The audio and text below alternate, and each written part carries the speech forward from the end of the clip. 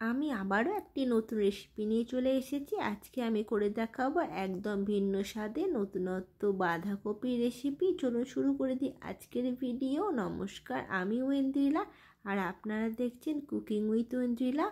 শুরু করি আজকের ভিডিও। বাঁধাকপির রেসিপিটি করার জন্য এখানে আমি নিয়েছি 350 থেকে 400 গ্রাম ওজনের একটি বাঁধাকপি।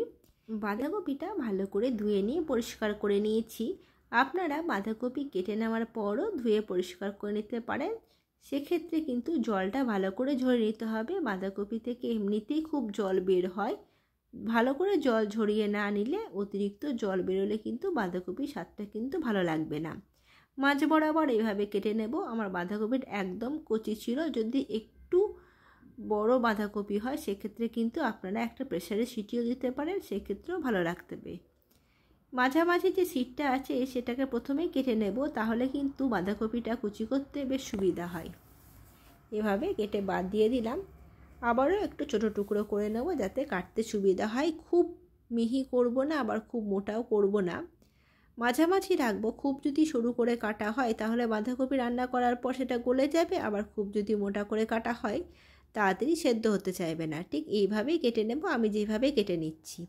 এখন শীতকালে বাজারে প্রচুর পরিমাণে বাঁধাকপি পাওয়া যাচ্ছে, আর বাঁধাকপির একঘেয়ে রেসিপি খেতে খেতে যখন আমরা বোর হয়ে যাই তখন এইভাবে একবার ট্রাই করে আপনারা দেখতেই পারেন।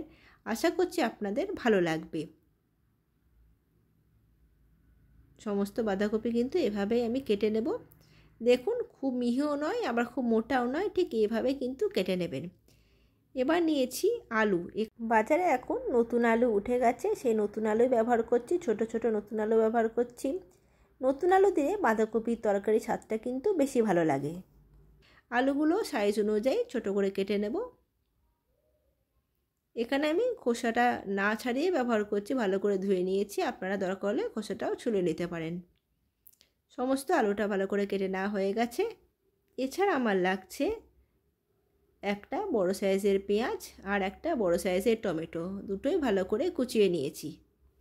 আর আমি নিয়েছি মটরশুঁটি। মটরশুঁটিগুলোকে এভাবে ছাড়িয়ে ভালো করে টিফিন বক্সের মধ্যে রেখে দিতে হবে, আর তলাতে একটা সুতির কাপড় দিয়ে দিতে হবে। এইভাবে যদি মটরশুঁটি রাখা হয় তাহলে কিন্তু 1 মাস পর্যন্ত অনায়াসেই সংরক্ষণ করা যেতে পারে, বা তার বেশিও সংরক্ষণ করা যেতে পারে। আর রান্নার সময় অল্প একটু বের করে নিলেই ঝটপট রান্নাটা হয়ে যাবে। এছাড়া আমার লাগছে 1 ইঞ্চি মতন আদা। এবার একটি কড়াইয়ের মধ্যে নিয়ে নেব 2 টেবিল স্পুন সর্ষের তেল। তেলটা গরম হলে দিয়ে দেব 5 ফোড়ন। এখানে দিয়েছি হাফ টিস্পুন 5 ফোড়ন আর একটা তেজপাতা। এবার আলুগুলোকে আমি ভেজে নেব। আলুগুলো একটু লাল লাল করে ভেজে নিতে হবে। আলুটা ভাজা হলেই দিয়ে দেব কুচিয়ে রাখা পেঁয়াজ। পেঁয়াজটা দিয়েও ভালো করে লাল লাল করে ভেজে নিতে হবে।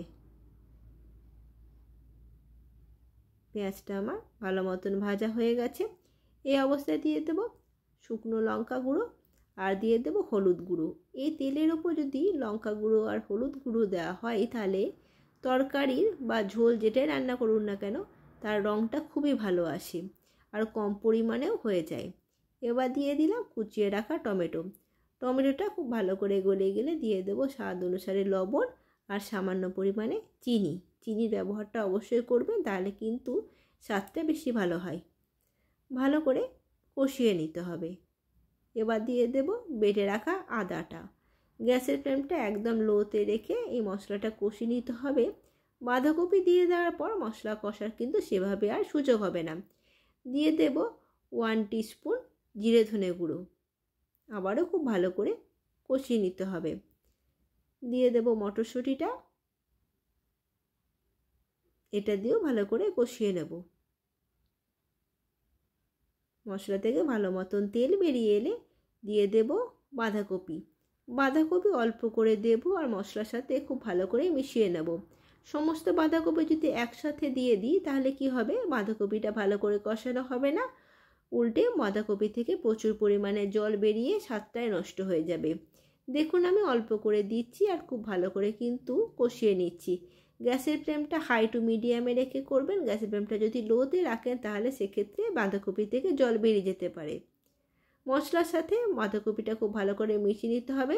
অল্প করে যদি বাঁধাকপি দেওয়া হয় তাহলে এই কাজটা খুব অনায়াসে হয়ে যাবে। ভালো করে গ্যাসের ফ্লেমটা হাইতে রেখে কষিয়ে নেওয়ার পর এটা 3 থেকে 4 মিনিটের জন্য ঢাকা দিয়ে দিলাম। আবার খানিকক্ষণ পর ঢাকা খুলে একটু নেড়ে দেবো আর দেখে নেব এটা আমার সেদ্ধ হয়েছে কিনা। আরও একটু ঢাকা দিয়ে দিলাম 3 থেকে 4 মিনিটের জন্য। দেখুন অনেকটা পরিমাণে জল বেরিয়ে এসেছে আর মশলাটাও সব কিছু কষাও হয়ে গেছে আর রান্নাটাও একদম আমার রেডি হয়ে গেছে। এই অবস্থায় দিয়ে দেবো সামান্য পরিমাণে গরম মশলা আর কাঁচা লঙ্কা দিয়ে গ্যাসের ফ্লেমটা কিন্তু হাই করে দিতে হবে। হাইতে রেখে খুব ভালো করে কষে নিতে হবে যতক্ষণ না বাঁধাকপিটা ভাজা ভাজা হয়ে আসছে। রান্নাটি আমার একদম রেডি হয়ে গেছে। একবার বাড়িতে ট্রাই করে দেখবেন, আশা করছি ভালো লাগবে। এমন যাদেরকেই রান্না করে খাওয়াবেন প্রত্যেকেই আপনার খুব সুনাম করবে। এটা ভাত, রুটি, তরকারি প্রত্যেকটা আইটেমের সাথে ভালো লাগবে। আজকে এ পর্যন্তই। পরবর্তী নতুন কোনো ভিডিওতে আবার আপনাদের সাথে দেখা হবে। ধন্যবাদ।